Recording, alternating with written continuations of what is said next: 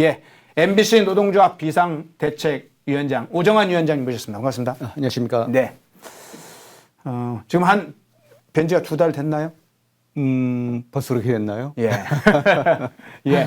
본격적으로 시작하기 전에 이 문제 한번 어제 이게 뉴스에 나와서 깜짝 사람들이 놀랐던 뉴스 중에 하나인데 MBC 미세먼지 보도를 했는데 MBC가 서울의 미세먼지 농도를 보도하는 과정에서 파란색 숫자 1, 이 1이라는 써 있는 그래픽을 사용을 했습니다. 한번 사진 한번 보시겠어요? 자, 미세먼지 농도를 보도하는데 저 일자 지금 어떻게 보이나요, 여러분들은? 그래서 국민의힘이 이거 선거 편파 방송이다. 상당히 강력하게 지금 항의를 하고 있죠. 저 보도 지금 어제 어떻게 저런 보도가 나오게 됐습니까? 글쎄요. 뉴스데스크에서 이제 다음날 일기예보를 하는데, 예. 일기예보까지 저렇게 좀 어떤 정치 개입으로 오해받을 행동을 하는지가 참 이해가 안 되는데요. 예. 참 부적절했고, 또 문제는 기상캐스터가 한 말이 사실도 아니었습니다. 기상캐스터가 뭐라고 그랬냐면, 오늘 서울은 1이었다. 미세먼지 농도가 1까지 떨어졌다고 그랬거든요. 그런데, 이제 그저께 27일이요. 서울 미세먼지 농도는 1이 된 적이 없습니다. 그 새벽에 강동구에서 초미세먼지가 1을 한번 기록한 적이 있는데, 네. 하루 종일 서울 대부분 지역은 미세먼지 농도가 200m당 18 마이크로그램이었고요. 그것도 1이었던 것도 초미세먼지였거든요. 그런데 이제 MBC 날씨에서 이런 이제 정치적 오해라고 할까요? 구설수에 오른 게 처음도 아니었고, 과연 저걸 누가 시켰을까가 이제 문제인데, 예. 기상캐스터가 혼자 했을까? 그럼 이제 저걸 기획한 사람이 있겠죠? 이제. 예. 그게 이제 우리 기후 환경 팀이라고 그러는데 그 팀장은 노경진이란 기자고 네. 현인아 씨라고 이제 기상캐스터 오래 했던 분이 그냥 부장으로 있거든요. 예. 그러니까 이제 보직은 아니고요. 그런 사람들이 시켰나 하여튼 나중에라도 한번 알아봐야겠습니다. 지금 갑작스럽게 나온 사실은 저 보도라 진상조사가 아직 제대로 다 안 돼 있을 텐데 우선 저 상황을 보도를 드리고요. 과거에 있었던 사진 하나 볼까요? 2021년도 그 즈음이죠. TBS에서 일합시다. 기억나십니까? TBS 유튜브 100만 구독 캠페인 하면서 일합시다. 지금 저 사진 한번 띄워주시죠. 예. 저 일합시다가 당시에도 논란이 됐었죠. 법원에서 판정은 선거 관련해서는 판례 혐의가 없는 걸로 나왔지만 자, 한번 보시죠. 지금 이번에 어제 나온 MBC 방송 지금 TBS 과거에 선거를 앞두고 했던 총선을 앞두고 했던 대선 지방선거 이런 선거겠죠. TBS 유튜브 100만 구독 캠페인 일합시다. 자, 이게 계속 반복되고 있습니다. 지금 이제 김어준이 저걸 할 때는 저런 방송이었고 MBC는 지금 여러 가지 기상캐스터 저 방송에도 저런 방송이 노출되고 있네요. 이게 우연일까요? 상당히 계획된 작품들이 나오고 있습니다. 자, 본격적으로 토론 대담 진행해 보겠습니다. 그간 여러 번 이제 이번 이런 방송에서 이야기를 드렸습니다만 MBC가 정상화되려면 가장 중요한 것이 MBC 경영진이 먼저 교체되는 것이겠죠. 경영진이 교체돼야 내부 방송의 여러 가지 어떤 제작진 프로그램 이게 변경이 있을 테니까요. 지금 상황은 어떻게 됩니까? MBC 상황, 경영진 상황 어떻습니까? 예, MBC 대주주인 방송문화진흥회의 권태선 이사장하고 이사들이 문재인 정권 말기인 2021년 8월에 임명되었습니다. 그러니까 일종의 알박기가 된 건데요. 지금 상황이 계속된다면은 이제 이 사람들이 임기 3년을 다 채우고 올 8월 초나 돼야 물러나게 됩니다. 네. 그때부터 시작한다면은 MBC 경영진은 서둘러도 9월 중에나 교체될 것으로 예상됩니다. 그 정권이 교체된 지 이제 2년이 다 돼가는데 아직도 MBC가 그 밖으로는 친민주당 편파 보도를 하고 안으로는 그 우파 직원들을 탄압하는 부당노동 행위를 자행하고 있다는데 참 이를 저지 못하는 게 안타까운 상황입니다. 그리고 그 MBC의 편파 보도는 평소에도 그렇지만 특히 이제 선거 때가 되면 가장 심해지거든요. 네. 이번 총선도 예외가 아니라는 게 지금 드러나고 있습니다. 예, 그러네요. 그러면 MBC가 구체적으로 어떻게 총선에 개입하고 있는지 편파 방송 사례 이런 걸 좀 몇 가지 설명해 주시겠어요? 예, 그 이번 총선의 주요 현안들을 MBC 메인 뉴스인 뉴스데스크가 어떻게 보도했는지를 좀 살펴보겠습니다. 먼저 연동형 비례대표제 논란을 보면요. 민주당 이재명 대표는 대선 때 국회의원 선거의 그 비례대표제를 연동형으로 유지하듯 자기들은 위성정당을 만들지 않겠다고 공약해왔습니다. 그런데 지난 2월 5일에 이 공약을 깨고서 위성정당을 만들겠다고 말을 바꿨거든요. 그렇죠. 그때까지 이제 국민의힘은 병립형으로 돌아가자고 주장을 해왔고 이재명 대표는 병립형하고 연동형 어떤 게 자기들한테 유리한지를 놓고 계속 저울질해왔습니다. 결국 이 대표가 현행 제도를 유지하면서 위성정당까지 만들자고 밝히니까 이제 국민의힘이 이를 맹비난했죠. 그날 2월 5일에 MBC 뉴스데스크도 이 소식을 리포트 2개로 보도를 했습니다. 그런데 문제는 기사의 내용이에요. 기사를 거의 다 민주당의 입장으로 채웠습니다. 지금 이제 화면에 나오는 그 리포트 2개인데요. 왼쪽의 첫 번째 리포트에서는 민주당의 주장과 소식을 12문장 보도하는 동안에 국민의힘 입장은 2문장을 방송하는 데 그쳤습니다. 그리고 오른쪽 두 번째 기자는 앵커멘트를 포함해서 3분 30초 동안 스튜디오에 나와서 말을 했는데 민주당 입장 설명에 80%가 넘는 시간을 할애했습니다. 아마 그날 이 방송을 본 시청자들은 MBC가 아니라 그 민주당 방송이라고 누가 하더라도 이상하지 않을 정도였을 겁니다. 아주 심각하군요. 연동형 비례 이런 비례대표제 관련한 보도마저도 그렇게 편파적으로 진행됐군요. 예, 또 다른 사례 좀 소개를 해주시죠. 그리고요, 이제 그 공천 갈등도 있지 않습니까? 이제 네. 이번 총선의 특징이 이제 민주당 쪽의 공천 갈등이 유난히 심하다는 건데요. MBC는 이를 보도하는데 굉장히 소극적인 모습입니다. 그 민주당 공천 갈등은 그 내연하고 있다가 지난 2월 6일부터 이제 본격적으로 시작됐거든요. 임혁백 공천관리위원장이 이렇게 말을 하죠. 이제 윤석열 정권 탄생의 원인을 제공한 사람들은 책임을 져야 한다는 취지로 말을 합니다. 이 발언은 이른바 친문계 인사들을 공천에서 배제하겠다는 뜻으로 해석됐거든요. 네. 그리고 이제 다음날 2월 7일이 되니까 이제 고민정 민주당 최고위원하고 박수현 전 청와대 국민소통수석 등이 공개적으로 반발합니다. 그런데 그 2월 7일에 MBC 뉴스데스크는 민주당 공천 갈등 기사를 아예 다루지 않았습니다. 오히려 상대적으로 좀 미약했던 이제 국민의힘의 공천 탈락자의 반발에 대해서는 별도의 리포트를 방송을 했어요. 참 그런 걸 보고 있으면 해도 너무한다는 생각이 들지 않을 수가 없습니다. 예. 오정환 위원장님 지금 이제 큰 사례로 2개를 먼저 연동형 비례대표제하고 공천 갈등 문제를 다루어 주셨는데 며칠 전에 이제 MBC 제3노조라고 부르죠. 지금 이제 우리 오정환 위원장님이 소속돼 있는 MBC 노동조합 이걸 제3노조라고 부르는데 MBC 제3노조 성명을 보니까 이런 내용이 있더군요. MBC 뉴스에서 기사 내용뿐만이 아니라 뉴스 영상까지 국민의힘에게 아주 불리하게 편집했다고 하는 그런 내용이 있더군요. 예, 그 사진을 한 장 좀 보면서 말씀을 드릴까요? 네. 이게 이제 지난 2월 23일에 MBC 뉴스데스크하고 SBS 8뉴스의 방송 화면입니다. 그날 한동훈 국민의힘 비대위원장이 인천 계양을 원희룡 후보를 그러니까 지원하러 갔어요. 두 사람이 뭐 이천수 선수까지 해서 인천 계양산 전통시장에 들렸는데 정말 구름 같은 인파가 몰렸다고 합니다.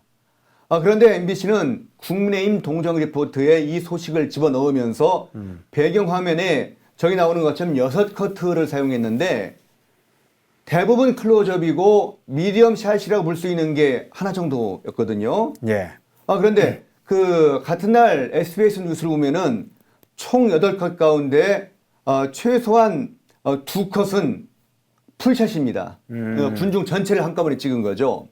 그런데 원래 선거 유세 화면은 집회장에 모인 분들이 군중이 최대한 담길 수 있도록 풀샷으로 찍는 게 원칙입니다. 그런데 그 지난 2022년 대선 때도 비슷한 일을 저질렀거든요. 그 윤석열 후보 유세 때는 카메라가 주로 연단 쪽을 향하고 있었어요. 군중이 안 보이게요. 예. 또 여러 행사가 있었으면은 군중이 적은 행사를 보도를 했고요. 그런 어떤 그 후진국, 독재국가에서나 일어날 법한 일들이 21세기에 대한민국 공영방송에서 벌어진다는 게 참 개탄할 일입니다. 그렇군요. 자, 그러면 다른 문제를 조금 문제 하나를 돌아갔다가 다시 살펴보겠습니다. 오재원 위원장님이 지난달에 여기 이제 펜앤드마이크 대담 저희하고 할 때 이번 총선 때 지방 MBC, 그러니까 중앙 MBC도 문제도 그렇지만 지방 MBC 문제들도 모니터링을 좀 할 거라고 이야기를 했던 기억이 나는데 그만큼 이제 지방 MBC 보도도 중요한 거죠. 실제로 모니터링 해보니까 지방 MBC들 상황은 어떻습니까? 예, 저희들이 이제 그 지방 MBC들 전체를 다 할 수는 없고 이제 일부 저 회사들을 정해가지고 벌써 2달 가까이 뉴스를 모니터링을 하고 있습니다. 주로 이제 그 지역 그 지방 MBC의 전현직 분들을 저희들이 이제 컨택을 해가지고 부탁을 드렸는데 그 이분들이 아무래도 그 모니터링에 대한 경험이 부족해서인지 네. 뭐 기대만큼 성과는 나오진 않아요. 뭐 아직 2달 동안 다 한 번도 저희들한테 뭐 메모를 보내주지 않은 분들도 계시고 그래가지고 저희들이 좀 개선책을 이제 준비를 하고 있습니다. 반면에 거의 매일 그 이제 저희들한테 그 모니터링 보고서 보내주시는 분들도 계시고 그분들의 지적을 기초로 해서 저희들이 여러 차례 지방 MBC들의 불공정 보도를 비판하는 성명을 내기도 했거든요. 예. 예를 들어서 이제 사진 한 장을 좀 볼 수 있을까요? 그 MBC 충북이 네. 국민의힘 정우택 의원이 카페 사장으로부터 돈 봉투를 받았다가 이제 곧바로 돌려줬다. 뭐 이런 그런 일이 기사가 있었는데 나간 영상이 있었죠. 예, 충북 MBC가 그거를 단독 기사부터 시작을 해가지고 계속 속보 형식으로 이제 보도를 하고 있거든요. 네. 근데 이제 저 화면을 보면 아시겠지만 저 카페가 저 왼쪽 남자 예. 소유거든요. 예. 자기 가게에서 돈을 주면서 하필이면 CCTV 가운데 와가지고 그 일을 벌입니다. 아, 카메라가 있는 걸 뻔히 알 알죠. 텐데 모를 리가 없죠. 본인이 설치했을 테니까요. 예. 예. 그러니까 당연히 저 화면을 보면서 무슨 공장이나 다른 꿍꿍이가 있다고 의심을 하는 게 정상일 겁니다. 예. 그런데 MBC 기자는 그런 사건 배경에 대한 의심은커녕 오히려 보도를 또 이상하게 해요. 저 화면이 찍히기 석 달 전에 정우택 의원 그 비서관이 카페 사장이 부탁한 민원을 해결하려고 저 관공서에 좀 왔다 갔다 했었거든요. 근데 결국 실패합니다. 그런데 MBC 기자는 시간 순을 바꿔가지고 마치 저 돈봉투 사건이 있은 다음에 민원 해결 시도가 있었던 것처럼 그렇게 방송을 하거든요. 그렇군요. 그 의도가 대단히 불순하다고 저는 생각을 합니다. 돈 주고 민원을 해결해 주는 것처럼 마치 그렇게 보여졌군요. 느낄 수밖에 없게 만들어 놓은 거죠. 네. 그 밖에도 이제 울산 MBC가 불공정 보도한 것에 대해서 저희들이 몇 차례 비판을 한 적이 있고요. 대전 MBC도 좀 그 요주의 지역인데 끊임없이 민주당 편향적인 방송을 해가지고 저희들이 그런 지역 때문에 예의주시하고 있습니다. 그렇군요. 자, MBC가 그러면 민주당만 뭐 특정 정당을 이름을 딱 거명하면 민주당만 도와주는 그런 편파 방송을 하고 있냐? 꼭 그것도 아닌 것 같아요. 지난번에 이준석 개헌신당 대표를 등장시키면서 국민의힘 탈당 전 그리고 후 이준석 대표를 띄워보려고 참 많이 애를 많이 썼다 이런 이제 분석들이 많이 있습니다. 지금도 그런 보도를 계속 하고 있나요? 네, 그렇습니다. 그 MBC 언론 노조원들은 그 이준석 개혁신당 대표의 지지율이 올라가면은 국민의힘 지지율이 떨어질 거라고 깎아먹을 거라고 믿는 것 같습니다. 아, 그렇군요. 그래서 참 속보이는 짓들을 많이 하는데요.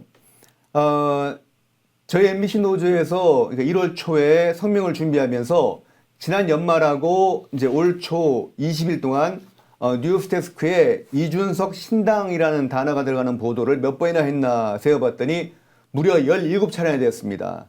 그러니까 거의 매일 저 보도를 했다고 봐도 무방할 정도였죠. 그리고 제가 이제 여기 오면서 지난 1월 10일 이후 약 50일 동안에 인터넷에 이준석 개혁신당이라는 단어를 넣고 한번 검색을 해봤어요. 그랬더니 MBC TV에서만 160번 넘게 방송을 한 것으로 나옵니다. 어마어마한 숫자죠.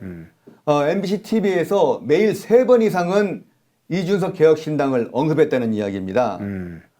그에 대한 보답으로 이준석은 개혁신당 정책 1호로 언론노조가 공영방송을 영구 장악할 수 있도록 방송관련법을 개정하는데 찬성을 하는 것으로 봅니다. 하지만 그 MBC의 이런 뜨거운 지원에도 불구하고 이준석 개혁신당이 지금 공경에 처해 있어서 언론노조원들은 참 안타깝지 않을까라는 생각을 합니다. 그렇군요. 다음 이슈로 넘어가기 전에 댓글 한번 좀 읽어봐 드릴게요. 잠깐만요. 우리 리아님이 MBC는 도대체 어느 나라 방송국 언론입니까? 해서 편파방송을 지적해 주셨고요. JKK님도 MBC 안 되겠네. 하하호님은 MBC도 박문진 개편되고 사장 바뀌면 대대적 좌파 숙청될 것. 뭐 이렇게 해주셨고. JKK님 또 하나 재밌는 일이네. M이 민주당의 M이었군요. 이거 상당히 비꼬는 이야기를 해주셨네요. 이준석 버린 카드까지. 여러 이야기가 나오고 있는데 중간중간 댓글 제가 보는 대로 또 시간을 내서 읽어드리겠습니다. 그런데 이게 주로 이제 MBC TV 뉴스를 중심으로 이야기를 좀 해주셨는데 MBC 라디오도 그간 편파성이 아주 심하다고 지적이 꽤 있지 않았습니까? 그렇습니다. 특히 최근엔 MBC의 이제 뉴스 하이킥 이 불공정 보도에 대한 지적들이 많은데 이 부분은 어떻게 상황이 어떻습니까? 그 교통방송의 김어준의 뉴스 공장이 폐지된 뒤로는 MBC 뉴스 하이킥이 라디오 시사 프로그램들 가운데 가장 불공정한 최악의 프로그램이라는 그런 지적들이 제기됩니다. 이건 특히 신장식이 교통방송에서 있다가 MBC로 건너오면서 이제 본격적으로 그런 편파 보도가 시작됐거든요. 그 사례들을 보면은 뉴스 하이킥은 출연자 가운데 친야 성향 인사들이 친여 성향 인사들에 비해 압도적으로 많은 수를 출연시키다가 선거방송심의위원회의 법적 제재를 받은 적이 있고요. 격주로 여야 정치인들을 이제 불러서 논평을 듣는데 국민의힘 쪽 인사로 이현주 전 의원을 오랫동안 출연시켰습니다. 이분 며칠 전에 결국 민주당으로 돌아갔죠. 윤석열 대통령 공격하는데 포인트가 주로 있었죠. 그렇습니다. 그런 사람을 국민의힘 측 패널로 불러서 민주당보다 더 민주당 편을 들게 그렇게 자리를 깔아줬습니다. 그리고 이제 방송 내용을 보면은 뉴스 하이킥은 그 이태원 참사 특별법 논란을 설명하면서 현재 21대 국회의원들이 조사위원을 추천하도록 법이 되어 있는데 그걸 마치 새로 선거를 해서 22대 국회의원들이 추천하는 것처럼 허위 보도에서 문제가 됐고요. 윤석열 대통령하고 한동훈 국민의힘 비대위원장의 갈등설에 대해서 진행자 신장식이 마음대로 꾸며서 이야기를 한 다음에 저의 추측입니다 라고 토를 나는 앞에서 그렇게 해놓고 그렇죠. 뒤에서는 추측이다. 그런 무책임한 보도 행태를 보이기도 했습니다. 그에 대해서 이제 비난이 빗발치고 방심이 제재가 이어지니까 진행자를 바꾸긴 바꿨어요. 그러니까 2월 8일까지 방송을 하고 이제 신장식이 물러났는데 그런데 출연하는 패널도 일부 바뀌긴 했지만 편파 보도라는 기본 성향은 그대로라고 저희들이 느낍니다. 그 패널들 가운데서 장윤선 전 오마이뉴스 기자 그리고 신장식하고 교통방송에서 함께 건너왔던 임경빈이라는 사람 그대로 남아있고요. 그리고 이제 우파 참칭 패널이라고 욕을 먹고 있는 장성철도 여전히 뉴스 하이킥에 나와서 출연료를 챙기고 있습니다. 예, 지금 저 화면에 신장식의 뉴스 하이킥이 떴네요. 신장식은 이제 뭐 2월 8일 방송으로 떠났는데 여전히 그 안에 방송의 출연자 프로그램에 진행하는 방송의 방향 이런 것은 여전히 라디오 자체의 핵심 방송 중에 하나였던 신장 저 뉴스 하이킥이 상당히 편파 방송을 하고 있다. 이 부분을 좀 구체적으로 얘기를 해주셨네요. 자, 방송에 이제 불공정 보도를 하게 되면 이것을 제재하는 여러 제재 장치들이 있지 않습니까? 이제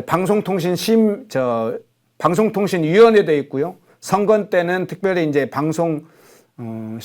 선거방송 심의위원회가 구성돼서 있고, 방심위와 선거방송 심의위가 역할을 이렇게 각각 하게 되는데, 그런 기관을 통한 제재가 MBC 불공정 보도에는 효과가 지금 작동하지 않습니까?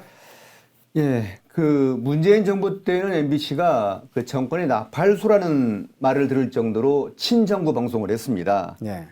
당시 문재인 정부에서 추천한 인사들이 장악한 방송통신심의위원회는 MBC의 편파 보도에 대해서 거의 제재를 하지 않았고요. 예. 그래서 이제 방심위가 공영방송의 편파 보도에 대해서 제재가 아닌 면죄부를 주고 있다는 그런 비난까지 받았거든요. 그런데 정권이 바뀌었는데도 MBC 언론노조원들의 태도는 전혀 변하지가 않았습니다. 방심위가 이제 새로운 위원들로 개편이 됐으면 그때부터라도 좀 조심했어야 되는데 다들 보셨겠지만 MBC 기자들은 여전히 친민주당 반국민의힘 의도를 노골적으로 드러내고 있습니다. 그러면 문재인 정부야 자기들한테 이익이 되니까 MBC의 불법 행위를 눈감아줬겠지만 현 정부가 뭐라고 그러겠습니까?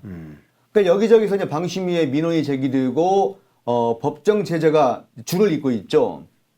그 도표를 하나 좀 봤으면 좋겠는데요.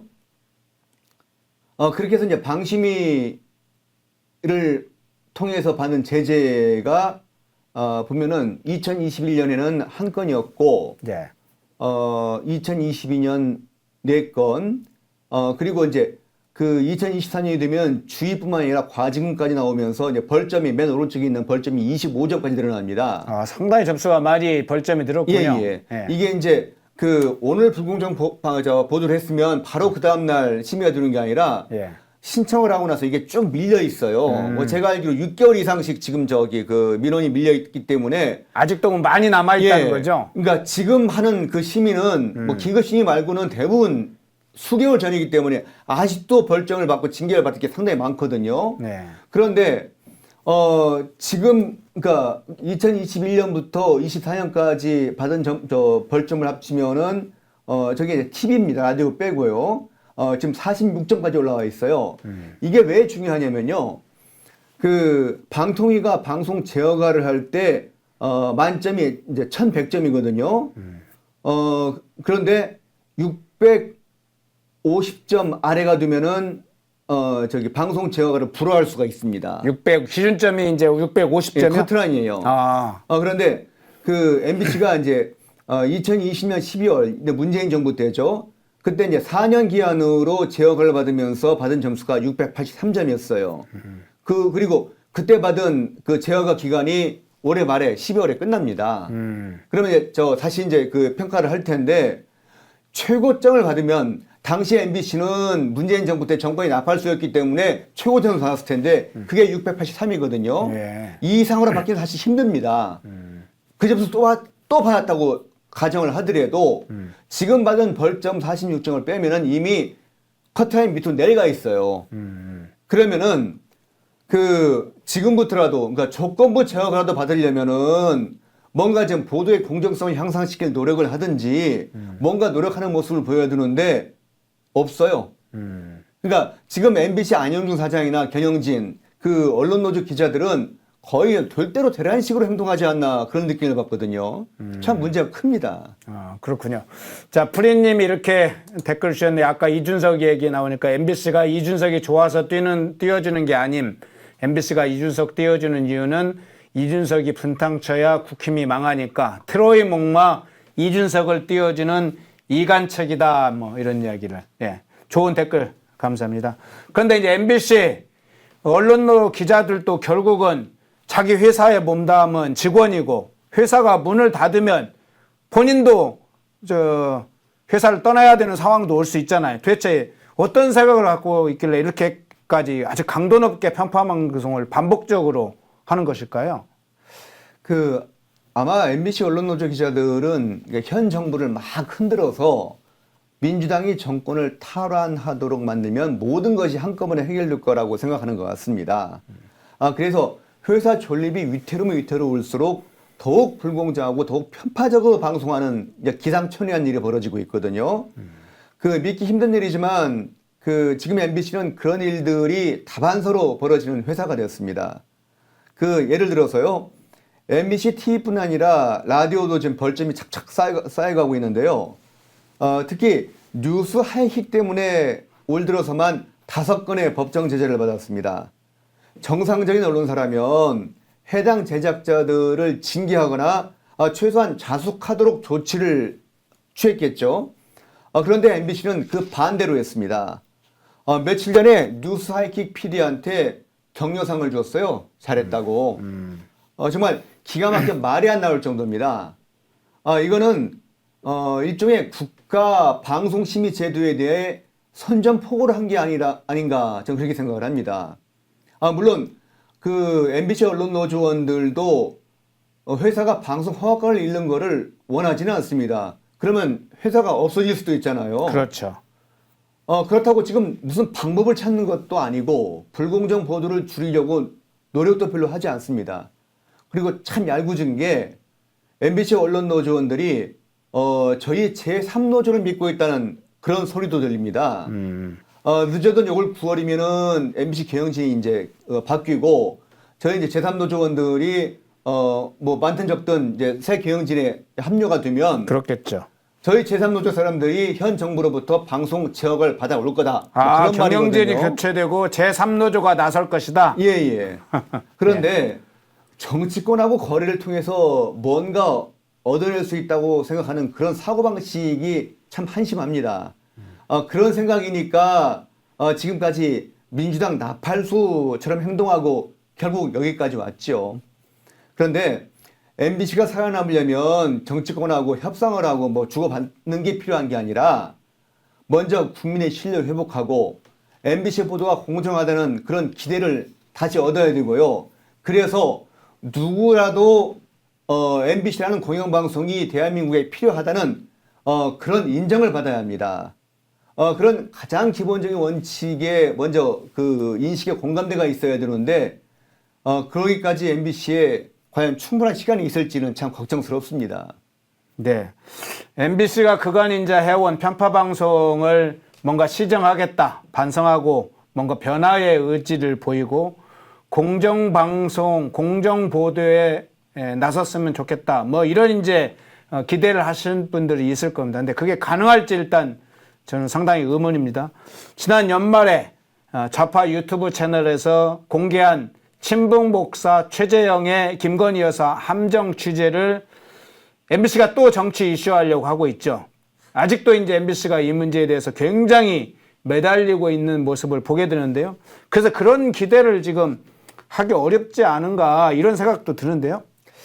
예, 지금 MBC에서는 정상적인 사고로는 이해할 수 없는 일들이 자꾸 벌어집니다. 권력을 잃어가는 언론 노조원들이 이제 거의 이상이 마비된 게 아닌가 그런 생각이 들 정도인데요. 네. 말씀하신 것처럼 지난 일요일에 MBC 탐사교육 스트레이트라는 시사 프로그램에서 작년 서울의 서울이 함정 취재 보도를 다시 거론했습니다. 그 제목이 세계가 주목한 디올 스캔들이었거든요. 네. 마치 사그라들던 이슈를 다시 되살리려고 몸부림치는 것 같은 그런 느낌이 들 정도였습니다. 여기 등장해서 인터뷰한 사람들을 보면은 대부분 한쪽으로 치우쳐 있어요. 지금 사진이 나오는데요. 왼쪽 위 안병진 교수는 작년 말 민주당 원칙과 상식이 주최한 세미나 안병진 교수에게 듣는다에 참여해 조언을 했던 사람이고요. 네. 그 오른쪽 최진봉 성공회대 교수는 2017년 문재인 정부가 임명한 방송통신심의위원이었던 사람입니다. 주로 이제 좌파 패널, 민주당 패널로 나온 인물이죠. 뭐 그렇게 봐야죠. 네. 그리고 이제 아래쪽 왼쪽 그 김은주 한국 여성정치연구소장이라고만 지금 직함이 되어 있는데 네. 이분은 김동연 경기도지사가 지난달에 경기도 여성가족재단 이사장으로 임명한 사람이고요. 네. 오른쪽 장윤미 변호사는 민주당 총선기획단 소속이자 민주당 법률위원회 부위원장입니다. 한마디로 친민주당 사람들이 나와서 민주당 선거에 도움이 될 방송 그런 인터뷰를 했다고 할 수가 있을 거예요. 네. 또 다른 사진을 좀 보면요. 그 이날 왼쪽 이성윤 전 중앙지검장이 나와서 인터뷰를 했거든요.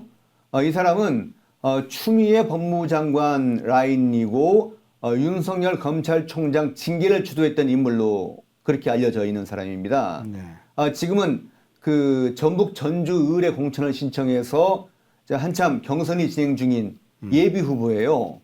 근데 그 선거 예비 후보가 방송에 출연하는 게 합법적인지는 잘 모르겠습니다. 좀 따져봐야 할 것 같아요. 그리고 오른쪽 그 최정희라는 사람은 목사인데 친북 성향이 굉장히 강하게 드러난 사람이죠. 이런 사람이 이제 공영방송에서 마치 자기가 뭐 큰일이나 한 것처럼 그렇게 떠들도록 만드는 것이 참 대한민국 안보에 큰 구멍이 난 게 아닌가 하는 뭐 그런 걱정이 들게 합니다. 사실 그 작년 12월에 그 유튜브 서울의 소리가 그 함정 취재를 보도했을 때 MBC는 그 직후에는 조금 자제하는 모습을 보였어요. 그러니까 지금까지 언론사의 몰카 취재라는 거는 이미 있는 사실을 몰래 촬영한 거였지 없는 사실을 만들어서 보도한 건 아니었거든요. 네. 그래서 이제 그 함정 취재 불법성에 대해서 조금 경계하는 모습이 MBC 안에서도 있었습니다. 그런데 이제 총선 전이 불이 붙고 이제 점점 상황이 막 좀 다급해져서 그런지 몰라도 이제는 뭐 양심이고 윤리고 뭐 없는 것 같아요. 그렇지만 이제 MBC가 뭐 그저께 방송에도 그랬습니다만 아무리 궤변을 늘어놓는다 하더라도 정치 공작을 합법적인 취재 방법으로 가장할 수는 없다고 봅니다. 만약 그게 합법이라면 대한민국은 너도 나도 정치 공작을 하는 그런 정치 공작이 판치는 나라가 될 것이라고 생각을 합니다. 예. 오늘 이제 한 30분 정도 조금 더 됐나요? 긴 시간 동안에 미세먼지 보도 어제 좀 큰 뉴스거리가 나와서 그걸 시작으로 최근에 이제 MBC가 계속 총선에 편파 방송 내용으로 계속 총선에 개입하는 그런 상황을 최근에 중요 TV 뉴스 뭐 라디오 이런 부분을 구석구석 살펴봤고 지방 MBC 문제 또 요거에서 기대치가 좀 있느냐 이런 부분까지 좀 살펴봤는데요. 마지막으로 이 질문 한번 드릴게요. 이제 4월 총선이 한 달 조금 더 지금 남아 있는데요. 이제 총선이 임박했습니다. 앞으로 MBC 이런 보도에 대해서 어떤 부분을 경계하고 또 어떤 부분을 어떤 식으로 대비를 해야 될까요? 함정 취재 보도보다 더 걱정되는 게 아예 작정하고 만드는 가짜 뉴스입니다. 기억하시겠지만 그동안 MBC가 저지른 선거 개입 가운데에서 그런 사례들이 적지 않았어요. 예를 들어서 이제 2002년 대선 때 김대업 병풍 사건, 재작년 대선 때 김만배의 허위 녹음 같은 건 아예 선거판을 뒤흔들 정도로 그런 그 유포차 측에서는 효과를 거두었죠. 그렇죠. 그 일부에서는 김만배 허위 녹음이 며칠만 일찍 공개되고 보도했으면은 대선 결과가 바뀌었을 거라고 말하는 사람들도 있습니다. 그래서 이번 총선에도 이제 민주당이 불리하게 상황이 돌아가면 어디선가 이제 그런 가짜 뉴스를 만들어낼 유혹을 느낄 수도 있다고 생각을 합니다. 그런 가짜 뉴스가 유포되면 또 MBC가 대대적으로 보도를 하겠죠. 그러면 선거에 가까워지면은 저희 MBC 노조뿐 아니라 모든 국민들이 가짜 뉴스 흑색 선전의 출현 가능성에 경계심을 갖고 경각심을 갖고 지켜봐야 할 것 같습니다. 그래서 그 국민들이 공영방송 MBC에서 정보를 얻는 게 아니라 오히려 MBC에 속지 않으려고 신경을 곤두세워야 하는 현실이 참 씁쓸합니다. 네.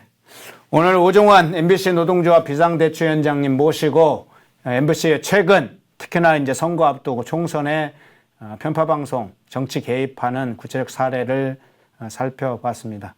오종환 위원장님, 감사합니다. 네, 감사합니다. 펜앤드마이크 인터넷 신문을 아직 모르시나요? 저도 펜앤마이크 인터넷 신문 애독자입니다. 아주 유익합니다. 저는 방송 준비할 때 제일 먼저 펜앤 인터넷 신문을 찾아봅니다. 펜앤 인터넷 신문은 모바일 앱으로 편하게 볼 수 있습니다. 구글 플레이 스토어, 애플 앱 스토어에서 펜앤드마이크를 다운받아 설치하세요. 펜앤드마이크 인터넷 신문이 여러분의 세상을 보는 지혜와 안목을 열어드립니다.